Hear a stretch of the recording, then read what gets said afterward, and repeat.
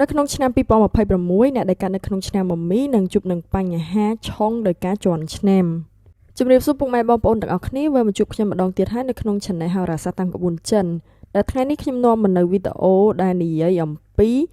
ហោរាសាស្ត្រឬមួយក៏រាសីរបស់មនុស្សដែលកើតនៅក្នុងឆ្នាំមមីនៅក្នុងឆ្នាំ2026នេះដែលយើងនឹងធ្វើការលម្អិតតាក់ទងទៅនឹងការងារហិរញ្ញវត្ថុប្រាក់កាសស្នេហានិងសុខភាពរបស់ពួកគាត់ជាដំបូងនេះខ្ញុំសូមធ្វើការនិយាយតាក់ទងទៅនឹងអាជីពការងាររបស់មនុស្សដែលកើតនៅក្នុងឆ្នាំមមីនៅក្នុងឆ្នាំ2026អញ្ចឹងនៅក្នុងឆ្នាំ2026មមីមានទាំងល្អនិងអាក្រក់ចំណុចដែលល្អនោះគឺតាក់ទងទៅនឹងអាជីពការងារគឺមានការរឹងមាំអ្នកដែលគាត់កំពុងតែធ្វើធុរកិច្ចផ្ទាល់ខ្លួនគឺងាយស្រួលនៅក្នុងការពង្រីកចូលវិស័យថ្មីចំណែកឯនិយោជិកក៏ដូចជាអ្នកដែលធ្វើការគេគឺតំណងជាទទួលបានឱកាសល្អដើម្បីបង្ហាញពីសមត្ថភាពផងដែរប៉ុន្តែទោះជាយ៉ាងណាក៏ដោយសារតែមានការជន់ឆ្នាំនៅក្នុងឆ្នាំនេះដូច្នេះហើយវាជាមិនផុតទេពីការដែលបង្កនូវភាពតានតឹងទៅលើទំនាក់ទំនងធ្វើឲ្យគេមានការសង្ស័យច្រើនទៅលើរូបយើងជាពិសេសសំណើដែលដាក់ទៅអាចនឹងមានការត្រួតពិនិត្យច្រើនហើយសង្ស័យរអាក់រអួនបន្តិចហើយការសហការជាមួយក្រុមគឺត្រូវតែធ្វើម៉េចកំណត់ភារកិច្ចបែងចែកគ្នាឲ្យច្បាស់លាស់ធាតុភ្លើងគឺល្អសម្រាប់អ្នកដែលកើតនៅក្នុងឆ្នាំមមីដូច្នេះហើយនៅរដូវក្តៅឬមួយក៏ខែក្តៅគឺជាពេលវេលាដ៏ល្អបំផុតដើម្បីរុញច្រានឲ្យគម្រោងរបស់យើងដើរទៅរលូនចំណែកឯរដូវត្រជាក់ឬមួយក៏រងាគួរតែប្រុងប្រយ័ត្នបំផុតអាចនឹងមានចំនួនដោយសារតែការធ្វើកិច្ចសន្យាការរកស៊ីអីផ្សេងហើយឯកសារសំខាន់គួរតែមានមេធាវីពិនិត្យឲ្យបានត្រឹមត្រូវតទៅនេះខ្ញុំសូមនិយាយអំពីទ្រព្យសម្បត្តិនិងហិរញ្ញវត្ថុវិញម្ដងដោយសារតែឆ្នាំមមីឆុងឆ្នាំដូច្នេះចំណូលប្រចាំថ្ងៃគឺនៅមានស្ថិរភាពប៉ុន្តែដោយសារតែមានឥទ្ធិពលរបស់ផ្កាយអាក្រក់ផ្កាយខាត់បងធំដែលវាប៉ះពាល់ទៅដល់សំណាងផ្នែកទ្រព្យសម្បត្តិរបស់អ្នកដែលកើតនៅក្នុងឆ្នាំមមី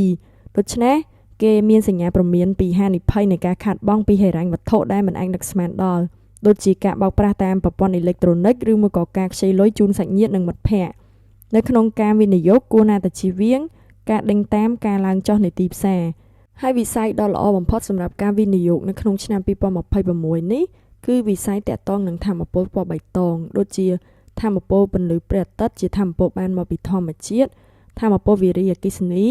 ឬបច្ចេកវិទ្យាស្តុកថាមពលដូចជាឡានអគ្គិសនីនិងមានសក្តានុពលនៅក្នុងការវិនិយោគខ្ពស់វិស័យនេះនឹងទទួលបានការគាំទ្រពីនយោបាយរដ្ឋាភិបាលច្រើនហើយនឹងនិន្នាការពិភពលោកផងដែរព្រោះវាកាត់បន្ថយការបំពុលបរិស្ថានហើយក៏ទទួលបានការគាំទ្រច្រើនពីប្រជាជននៅក្នុងស្រុកព្រោះវាសន្សំសំចៃផងដែរចំណែកឯវិស័យមួយទៀតគឺវិស័យអប់រំវប្បធម៌រួមមានការអប់រំតាមអនឡាញបើកវគ្គបណ្ដុះបណ្ដាលបើកសាលាសិល្បៈបេតិកភណ្ឌវប្បធម៌ការរកស៊ីតាមបែបទេសចរណ៍វប្បធម៌ឧស្សាហកម្មនៅក្នុង Digital ការបង្កើត content និងការផ្សព្វផ្សាយ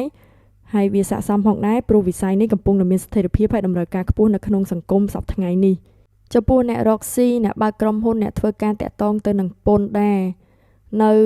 ខែ10 11នៅក្នុងឆ្នាំ2026នេះគួរតែប្រុងប្រយ័ត្នជាពិសេសព្រោះអាចនាំមកនៅចំនួនតាក់ទងទៅនឹងរឿងពន្ធនិងហិរញ្ញវត្ថុដូច្នេះហើយដើម្បីជៀសវាងក៏ដូចជាកាត់បន្ថយផលប៉ះពាល់គួរណាតែធ្វើការត្រួតពិនិត្យទៅលើឯកសារពន្ធដារនេះឲ្យបានច្បាស់លាស់រក្សាវិក័យប័ត្របង្កាន់ដៃនិងកំណត់ហេតុចំណូលចំណាយបានត្រឹមត្រូវចាប់ផ្ដើមពីដើមឆ្នាំឬមួយក៏អាចប្រើកម្មវិធីគណនេយ្យ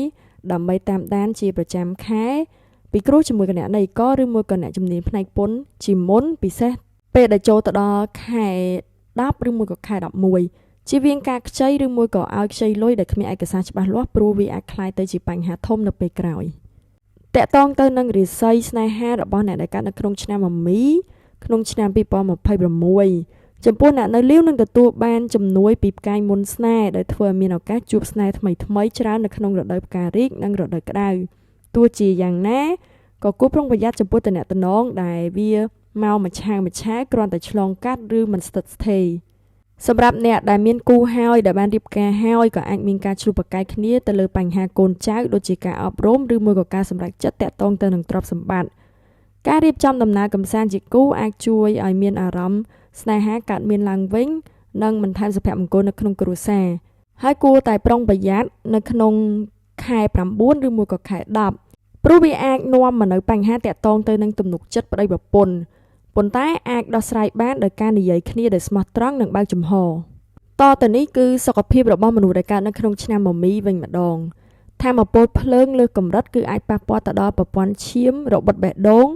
និងខួរក្បាលដូច្នេះចាំបាច់ត្រូវតែតាមដានសម្ពាធឈាមជាប្រចាំចំពោះអ្នកដែលចូលចិត្តគេងយប់ជ្រៅគឺអាចនឹងមានមុនរលាកបំពង់កឬមួយក៏ពងបែកមាត់នៅខែក្តៅ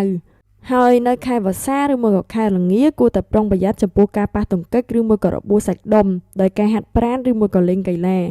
ដោយសារតែឆ្នាំមមីធាតុភ្លើងបូករួមមួយឆ្នាំមមីដែលចូលមកក៏ធាតុភ្លើងទៀតដូច្នេះដើម្បីបាឡែនធាតុភ្លើងនៅក្នុងខ្លួនអាចខាត់កីឡាស្រាលៗដូចជាការហែលទឹកគឺល្អបំផុតដើម្បីជួយឲ្យតុល្យភាពក្នុងខ្លួនវាសមតុល្យហើយក៏ត្រូវយកចិត្តទុកដាក់ជាពិសេសចំពោះសុវត្ថិភាពចរាចរណ៍នៅខែ11និងខែ12នៅក្នុងឆ្នាំ2026គួរណាតែបើកបរឲ្យបានប្រុងប្រយ័ត្នជៀសវាងការបើកបរលឿនពេកឬមួយធ្វើដំណើរផ្លូវឆ្ងាយពេកព្រោះអាចមានហានិភ័យគ្រោះថ្នាក់ចរាចរណ៍ខ្ពស់ជាងធម្មតាលេខសំណាងរបស់អ្នកនៅក្នុងឆ្នាំនេះគឺលេខ5លេខ8និងលេខ2ពណ៌សំណាងគឺពណ៌លឿងពណ៌កាហ្វេនិងពណ៌ត្នោតវីដេអូនេះក៏បានមកដល់ទីបញ្ចប់ហើយអរគុណទាំងអស់គ្នាសម្រាប់ការតាមដានទស្សនានៅវីដេអូរបស់ខ្ញុំសង្ឃឹមថាវានឹងផ្ដល់ប្រយោជន៍ជូនទៅដល់ពុកម៉ែបងប្អូនទាំងអស់គ្នាដែលមានបងប្អូនដែលកើតនៅក្នុងឆ្នាំមមីក៏ដូចជាបងប្អូនដែលកើតនៅក្នុងឆ្នាំមមីខ្លួនឯងផ្ទាល់សង្ឃឹមថាវានឹងជួយកាត់បន្ថយក៏ដូចជាការពារនៅហានិភ័យដែលអាចកើតឡើងនៅថ្ងៃខាងមុខហើយខ្ញុំក៏សូមជូនពរឲ្យពុកម៉ែបងប្អូនទាំងអស់គ្នាជួបតែសំណាងល្អជួបគ្នានៅវីដេអូក្រោយហើយកុំភ្លេច Subscribe Channel ខ្ញុំផងអរគុណជម្រាបលា